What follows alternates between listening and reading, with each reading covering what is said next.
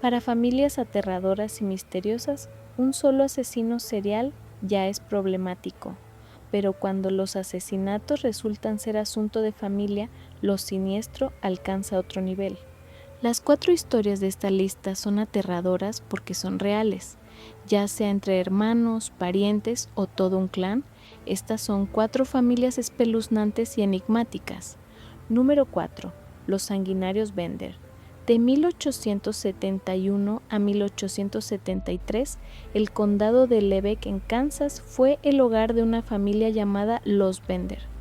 John Bender padre, también conocido como Pa Bender, tenía unos 60 años y era de ascendencia alemana, hablaba poco o nada de inglés. Su esposa Elvira tenía 55 años y era conocida por sus vecinos como la Diabla, porque era muy fría y poco amistosa. El hijo de 25 años, John Jr., era considerado guapo, con su cabello rojizo, hablaba inglés fluidamente pero con acento alemán, aunque los vecinos lo consideraban tonto, ya que solía ser visto riéndose solo. Kate Bender, la musa de la familia, era algo encantadora, era hermosa, agradable y hablaba inglés sin acento. Se autoproclamaba psíquica y sanadora, y a menudo repartía volantes y promovía el amor libre. Gracias a ella, la tienda general y posada de la familia Bender se hizo muy popular, pero lo que distinguía a esta familia era su espeluznante inclinación por matar. Aunque la historia varía según la fuente, se cree que en 1872 un hombre llamado George Launcher y su bebé se detuvieron en la posada Bender mientras iban hacia el oeste, en camino a la casa del Dr. William York en Iowa, pero nunca llegó. El Dr. York se preocupó cuando su amigo no apareció y decidió seguir su rastro. Supo que George se había hospedado en la posada Bender y fue a preguntar, pero también desapareció sin dejar rastro. En otras versiones se dice que el Dr. York era cliente regular de Kate Bender y fue en su segunda visita que ya no regresó a casa. Sea cual sea la versión, la desaparición del Dr. York en 1873 desenmascaró el engaño de los Bender. Antes de su viaje, el Dr. York había informado a su hermano, el coronel York de Fort Scott, sobre su destino. Cuando no regresó, el coronel buscó a su hermano en el condado de Lebec. Preguntó personalmente a los Bender, quienes dijeron no haberlo visto y sugirieron que quizá fue atacado por indígenas, lo cual parecía plausible. El coronel York sospechaba, pero necesitaba pruebas. Finalmente las consiguió el 3 de abril, cuando una mujer huyó de la casa de los Bender tras ser atacada por Elvira con cuchillos. Al ser interrogada, Elvira se enfureció y dijo que la mujer era una bruja que había maldecido su café. Esto evidenció que, aunque fingía no saber inglés, en realidad lo dominaba. Pronto comenzaron rumores de que en el condado de Lebec desaparecían muchas personas. También hallaron cráneos que mostraban signos de asesinato. Se convocó a una reunión en el ayuntamiento, donde el coronel York y las autoridades informaron que se inspeccionarían las viviendas una por una. A pesar de las sospechas, nadie vigiló a los Bender, y cuando tocó revisar su casa, la familia ya no estaba. Al inspeccionar la propiedad, las autoridades percibieron un mal olor que los llevó hasta una trampilla. Al abrirla, encontraron que debajo de la sala había un espacio de unos 2 por 2 metros lleno de sangre seca, de donde provenía la fetidez. Buscaron cadáveres, pero no encontraron ninguno allí, así que exploraron otras partes del lugar, sobre todo en el huerto, donde hallaron cuerpos, incluido el del Dr. York.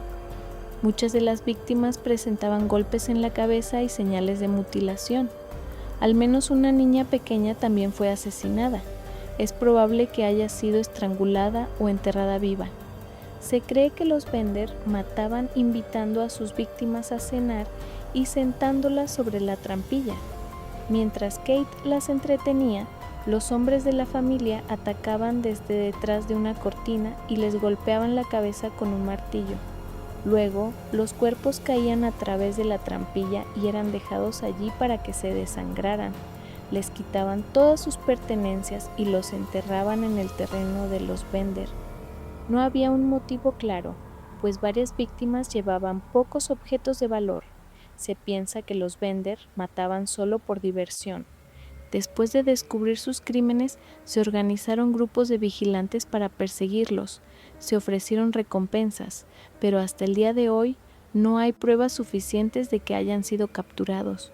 Detuvieron e identificaron algunas personas como posibles miembros o cómplices de los Bender, pero nadie fue identificado de manera concluyente.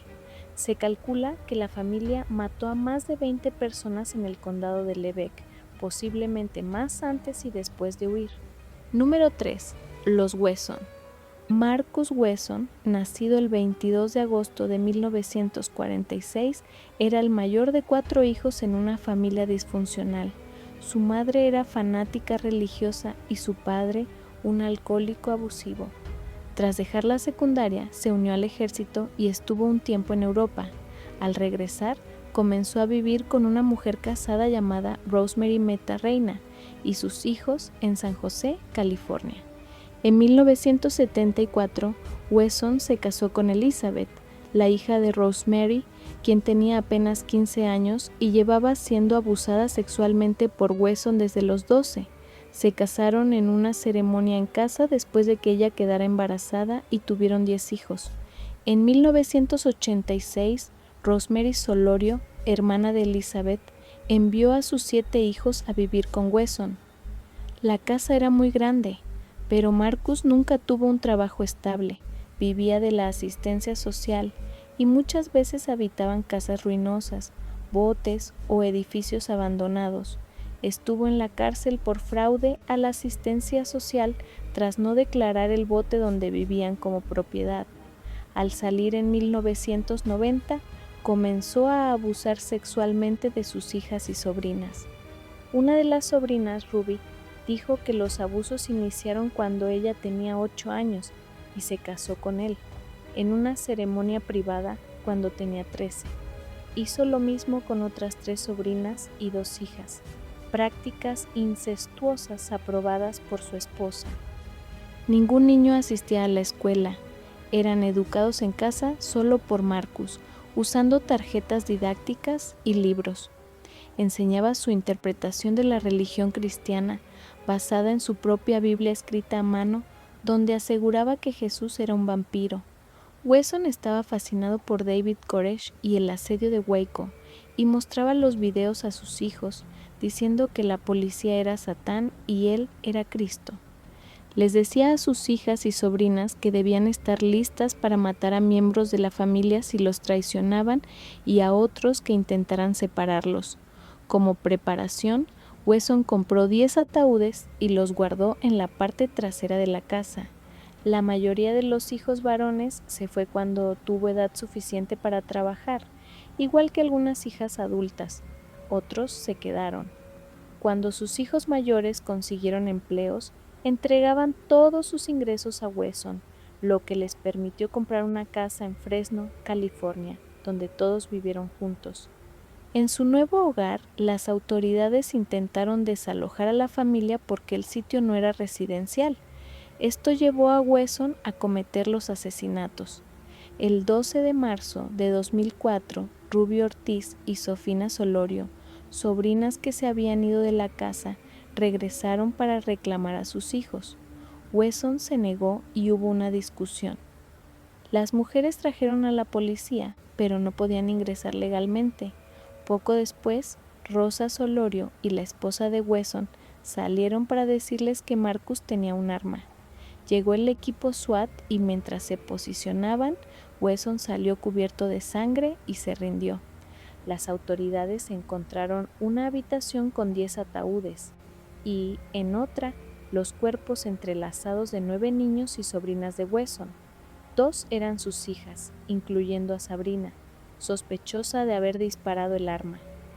El resto eran sus sobrinas, todas menores de 8 años. Todas las muertes fueron por disparo directo a los ojos. Aunque Wesson no cometió directamente los asesinatos, fue condenado por 9 homicidios y múltiples cargos de violación y abuso sexual. Fue sentenciado a muerte en junio de 2005 y actualmente permanece en el corredor de la muerte. Número 2. Los hermanos Briley.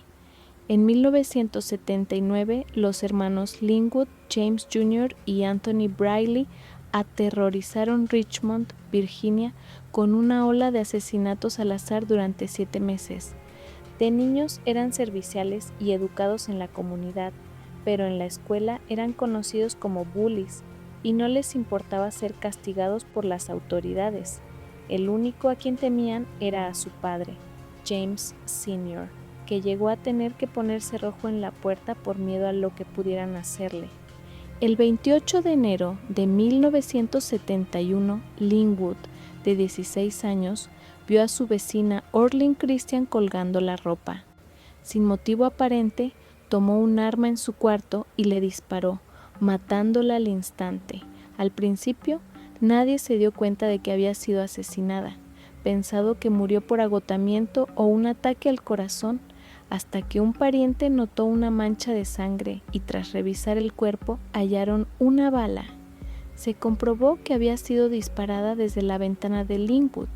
Arrestado, él se mostró indiferente y solo dijo: «Oí que tenía problemas del corazón, igual moriría pronto». Solo pasó un año en la cárcel por el crimen. En 1979, el grupo Briley empezó su ola de asesinatos. El 12 de marzo, asaltaron la casa de William y Virginia Butcher, los amarraron por separado, robaron todos sus objetos valiosos y luego incendiaron el lugar. William logró liberarse y salvar a su esposa. Ellos fueron los únicos sobrevivientes conocidos de la banda Briley.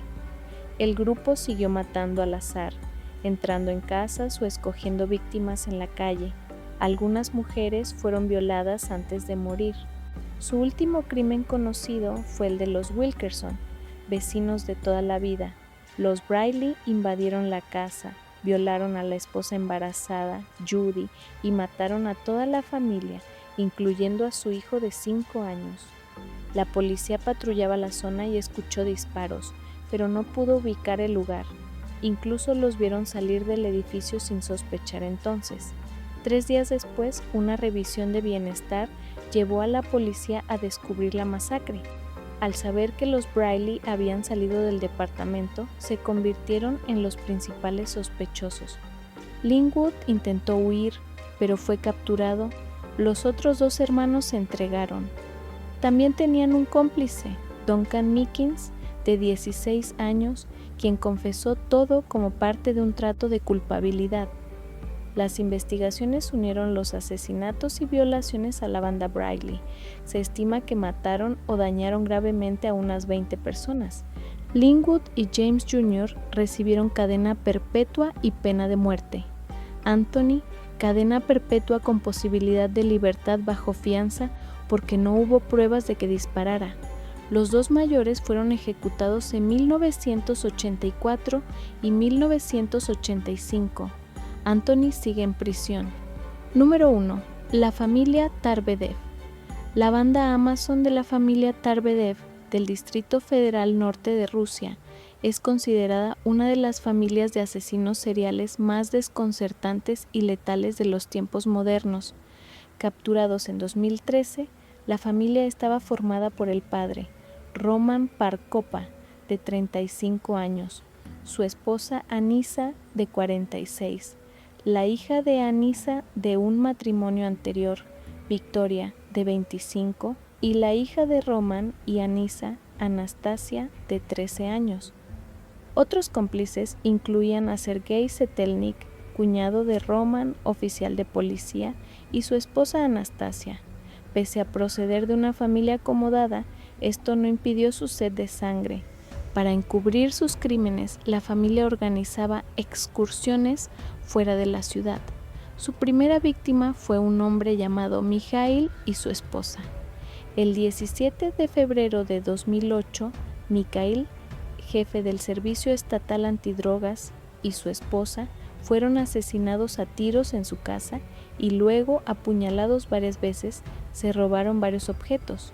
Meses después, otra pareja fue atacada en la carretera. El hombre murió instantáneamente y la mujer quedó gravemente herida.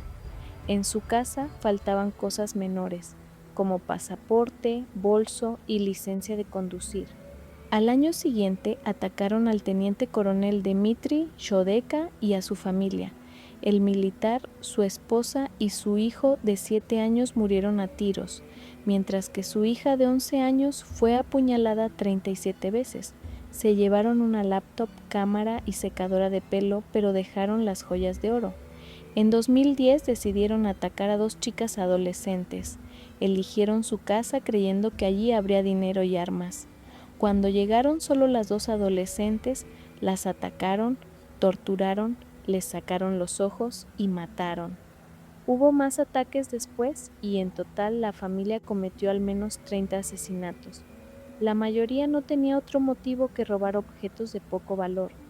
Finalmente, en 2013, capturaron a Roman y Victoria cuando robaron la casa de un exmilitar. Un patrullero los detuvo para pedir identificación, pero Roman disparó al policía. Hubo un tiroteo. Victoria sobrevivió aunque muy herida, y al poco tiempo capturaron a Anissa y Anastasia en un campamento cercano, donde hallaron armas, municiones, granadas, silenciadores y objetos robados de las víctimas, lo que los vinculó a los crímenes. Hasta hoy no se sabe realmente por qué lo hicieron. Estas fueron 4 familias verdaderamente aterradoras y misteriosas. Las familias de asesinos seriales son raras, pero existen. Además de estos casos, a lo largo de la historia se han documentado otros y probablemente hay muchos más de los que aún no sabemos.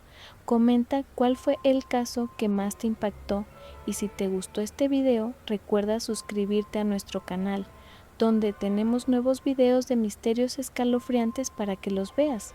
Gracias por mirar y hasta pronto.